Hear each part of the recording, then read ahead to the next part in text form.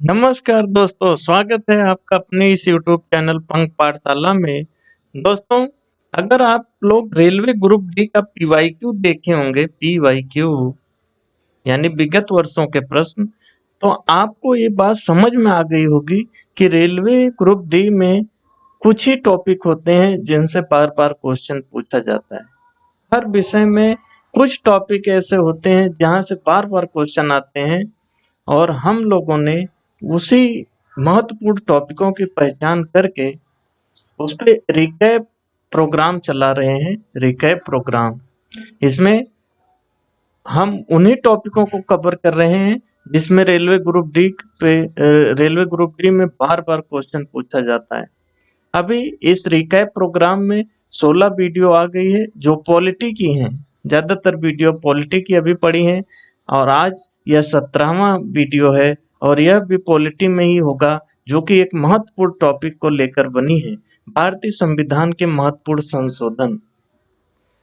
भारतीय संविधान में कुछ संशोधन, अभी तक तो बहुत सारे संशोधन हो गए, 106 संशोधन, लेकिन उसमें कुछ संशोधन बहुत महत्वपूर्ण हैं जिन पे बार बार घुमा घुमा के क्वेश्चन बनते आ रहे हैं। तो हम लोग महत्वपूर्ण संशोधनों को कवर करेंगे और 106 संशोधन जैसे कि बहुत इम्पोर्टेंट है इस बार के एग्जाम के लिए, उसको भी देखेंगे।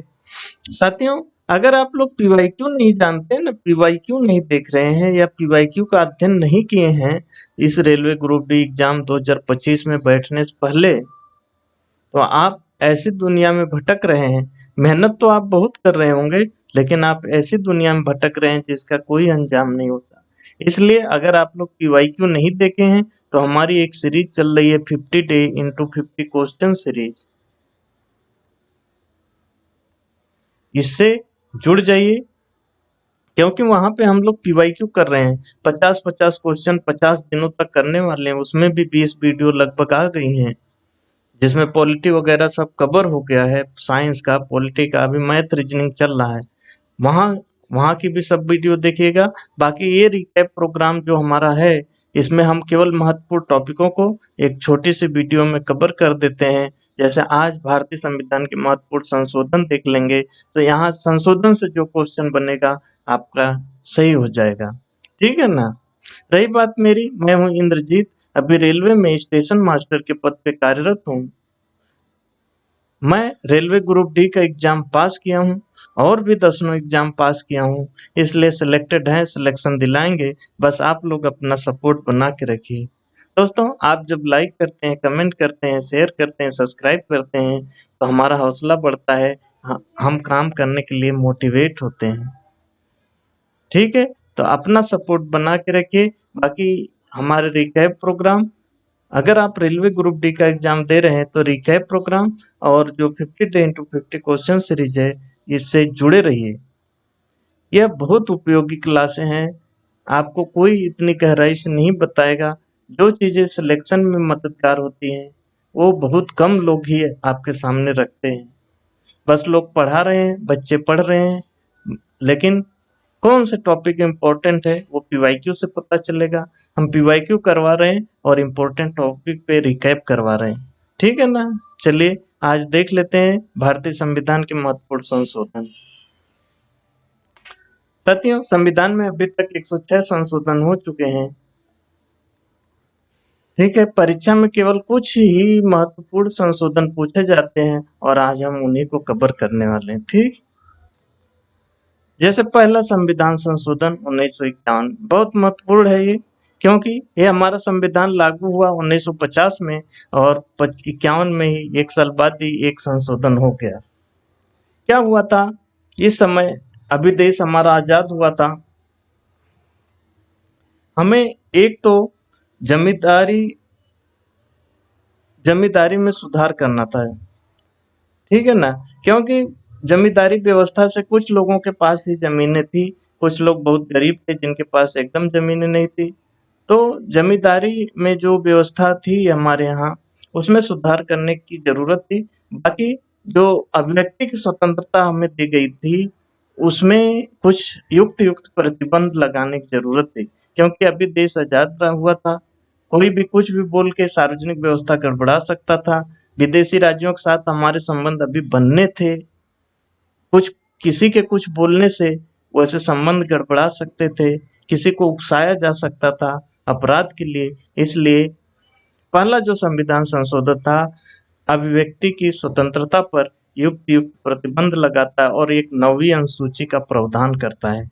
9वीं अनुसूची वही थी साथियों, अभी तक हमारे पास संपत्ति का अधिकार मौलिक अधिकार के रूप में था, तो इसलिए आप किसी की जमीन लेने, किसी और को देने, ये सब करने में सरकार अपने आप को असमर्थ महसूस कर रही थी, उसमें सुप्रीम कोर्ट का हस्तक्षेप हो जाता था। इसलिए 9वीं अनुसूची जोड़कर उसमें जमींदारी संबंधी जो भी कानून थे, जो भूमि सुधार से संबंधित कानून थे, उनको डाल दिया जाता था और 9वीं अनुसूची ऐसी थी जिसपे सुप्रीम कोर्ट कोई इसमें हस्तक्षेप नहीं कर पाता था। इसलिए पहला संविधान संशोधन इन दो बातों को लेके था। उसके बाद था महत्वपूर्ण 7वां संविधान संशोधन 1956। 6 वर्ष हो गए थे, राज्यों के पुनर्गठन की मांग बहुत तेजी से बढ़ गई थी। भाषा के आधार पे और भी आधारों पर लोग अपने अपने राज्य की मांग कर रहे थे, इसलिए राज्यों का पुनर्गठन संशोधन हुआ 1956 में और 14 राज्य 6 यूटी बनाए गए, केंद्र शासित प्रदेश। ठीक है, उसके बाद 24वां संविधान संशोधन 1971 संसद को संविधान संशोधन का अधिकार देता है। इसके पहले गोलकनाथवाद हुआ था 1967 में, जिसमें कहा गया कि मूल अधिकारों को सरकार, संसद परिवर्तित नहीं कर सकती।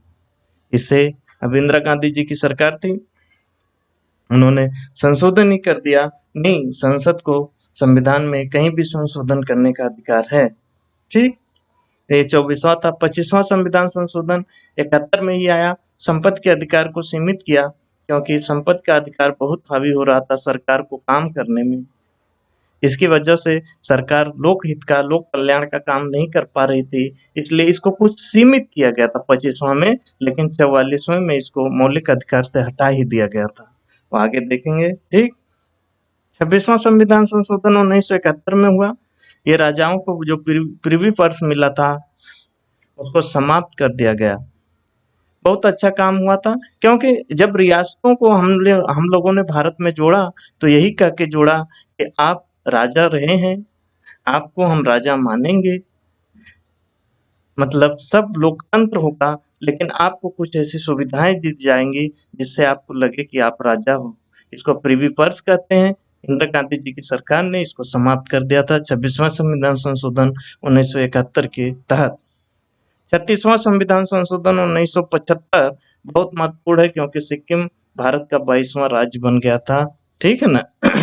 42वां संविधान संशोधन 1976 इमरजेंसी के बाद तुरंत। ठीक है, इसको मिनी संविधान कहा जाता है, क्योंकि इसकी वजह से संविधान में बहुत सारे परिवर्तन हुए, जिसमें से महत्वपूर्ण है जो प्रस्तावना में समाजवादी, धर्मनिरपेक्ष, अखंडता 3 शब्द जोड़े गए थे और अनुच्छेद 51A यानी मूल कर्तव्य वाला भाग जोड़ा गया था, अनुच्छेद जोड़ा गया। ये बहुत महत्वपूर्ण है। बाकी संविधान में बहुत सारे परिवर्तन हुए थे।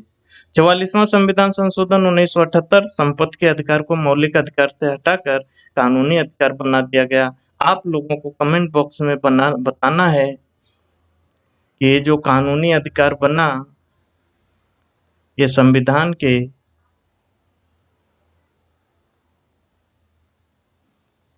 किस अनुच्छेद में है, अनुच्छेद बताना है।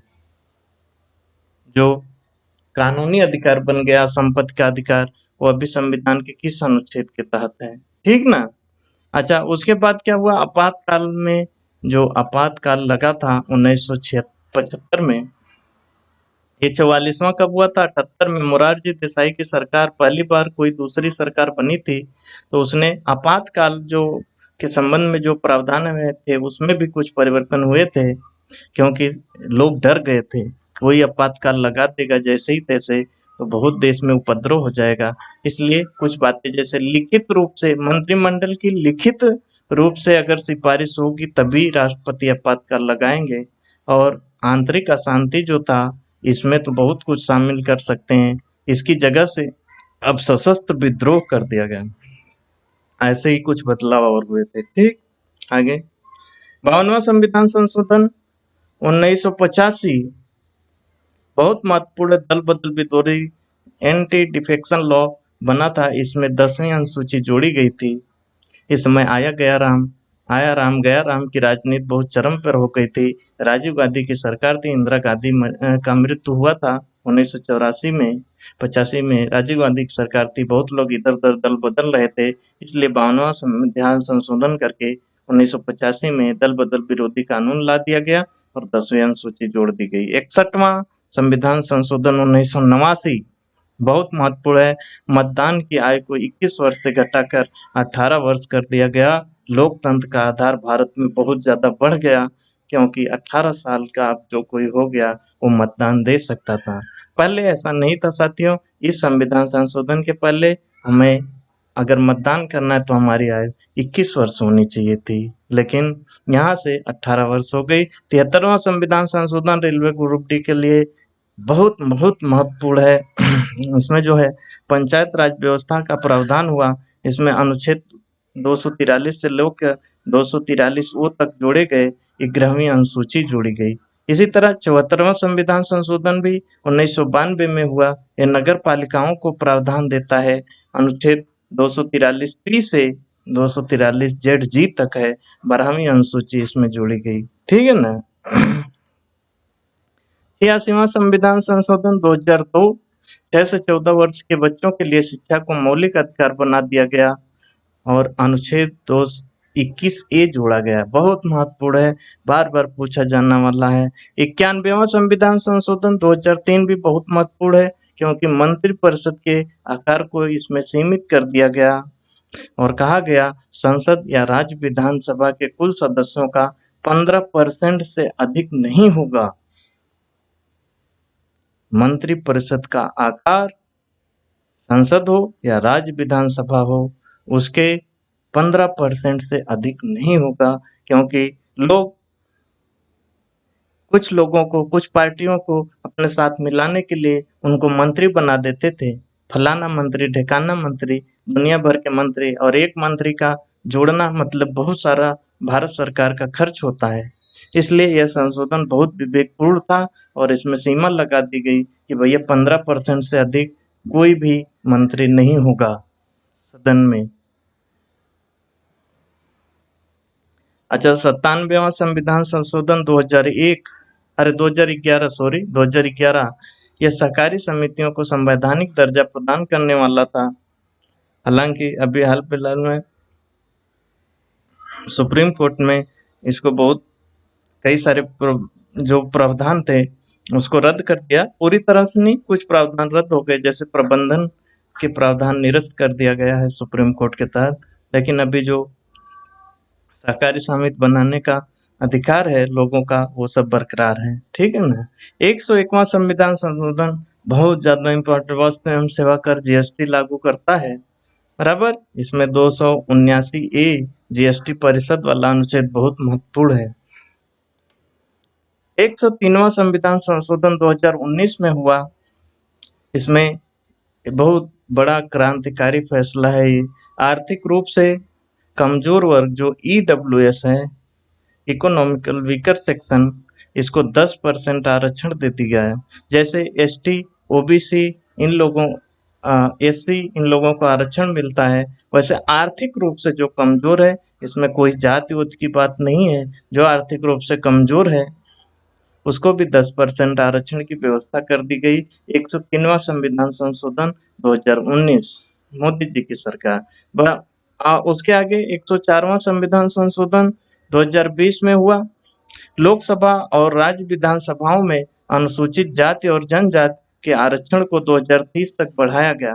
दरअसल ये शुरुआत में 10-10 साल के लिए लागू होता है और हर 10 साल में 10 साल के लिए बढ़ाया जा रहा है। ठीक है, उसी का ये 104वां संविधान संशोधन था। इसमें महत्वपूर्ण ये है, एंग्लो इंडियन के लिए जो जो विशेष प्रावधान थे, जैसे लोकसभा में अगर एंग्लो इंडियन चुन के नहीं आते, दो लोग चुन के नहीं आते या कोई भी चुन के नहीं आता है, तो राष्ट्रपति को अधिकार था कि लोकसभा में 2 एंग्लो इंडियन को मनोनीत करें। ठीक है, लेकिन ये अधिकार इस संविधान संशोधन के तहत खत्म कर दिया गया। अब एंग्लो इंडियन का कोई भी सदस्य भले न जीते, लेकिन राष्ट्रपति मनोनयन नहीं करता है। बाकी लोगों का आरक्षण जो संसद, लोकसभा और राज्य विधानसभाओं में है वो बरकरार है। ठीक है, आगे। अच्छा, 105वां थोड़ा इम्पोर्टेंट हो जाता है, थोड़ा सा बारीकी है। ये 2021 का संशोधन है, 2021। इसमें क्या था, राज्य सरकारों और केंद्र शासित प्रदेशों को एससी, बीसी, एस और ओबीसी की पहचान और सूची बनाने का अधिकार फिर से प्रदान करता है। देखो, एसईबीसी क्या है, सामाजिक और शैक्षणिक रूप से जो पिछड़ा वर्ग है या ओबीसी वर्ग जो है, उसको उसकी सूची बनाना और उसकी पहचान करने का अधिकार राज्य सरकारों और केंद्र शासित प्रदेशों को फिर से दे दिया गया इस संविधान संशोधन के द्वारा। दरअसल 101वें संविधान के समय अधिकार केवल केंद्र के पास था, मिला था, लेकिन सुप्रीम कोर्ट की एक व्याख्या थी मराठा रिजर्वेशन केस मई 2021 की, इसकी व्याख्या के लिए ने राज्यों को अधिकार नकार दिया। ठीक है ना, राज्यों को जो अधिकार मिले थे सुप्रीम कोर्ट ने उसको नकार दिया, इसलिए 105वें संशोधन के माध्यम से राज्यों को यह अधिकार वापस दे दिया गया। ठीक, प्रमुख प्रावधान क्या हुआ है, अनुच्छेद 242 ए जोड़ा गया, जिसमें इसमें अनुच्छेद 42 में धारा 1 और 2 को संशोधित किया गया और नई धारा 3 जोड़ी गई। अनुच्छेद 338 बी और 366 में भी संशोधन किया गया। जैसे सुप्रीम कोर्ट की एक व्याख्या के तहत राज्यों और केंद्र शासित प्रदेशों को पहचान करने, जैसे सामाजिक और शैक्षणिक रूप से पिछड़ा वर्ग या ओबीसी वर्ग की पहचान करने का जो अधिकार मिला था उसको खत्म कर दिया गया था, इसलिए सरकार ने यह संशोधन करके उनको फिर से यह अधिकार दे दिया। ठीक ना। 106वां बहुत महत्वपूर्ण है, इस एग्जाम के लिए बहुत महत्वपूर्ण है, यह है नारी शक्ति वंदन अधिनियम के रूप में जाना जाता है, जिसमें उद्देश्य लोकसभा, राज्य विधानसभाओं, दिल्ली विधानसभा में 1/3 यानी 33% सीटें महिलाओं के लिए आरक्षित होंगी। सच में बहुत महत्वपूर्ण है, यह आरक्षण एससी में एसटी महिलाओं को भी शामिल करता है। बहुत महत्वपूर्ण है, देश के लिए, हमारी एक प्रगतिशील सोच के लिए बहुत ज़्यादा इम्पोर्टेंट था और ये संशोधन हो चुका है। इसमें अनुच्छेद 330 ए जो लोकसभा में महिलाओं के लिए आरक्षण की बात करता है, अनुच्छेद 332 ए राज्य विधान सभाओं में महिलाओं के आरक्षण की बात करता है, अनुच्छेद 239 का ए दिल्ली विधानसभा में महिलाओं के आरक्षण की बात करता है और अनुच्छेद 334 से कार्यान्वयन की शर्तें इसमें लिखी गई है। लागू तब होगा जब अगला जनगणना और निर्वाचन क्षेत्र विभाजन पूरा होगा। अगली जनगणना और निर्वाचन क्षेत्र का जो विभाजन होता है, डिलिमिटेशन जो होता है, वो पूरा हो जाएगा, तब से ये लागू होगा। साथ ही ये आरक्षण 15 वर्ष के लिए रहेगा।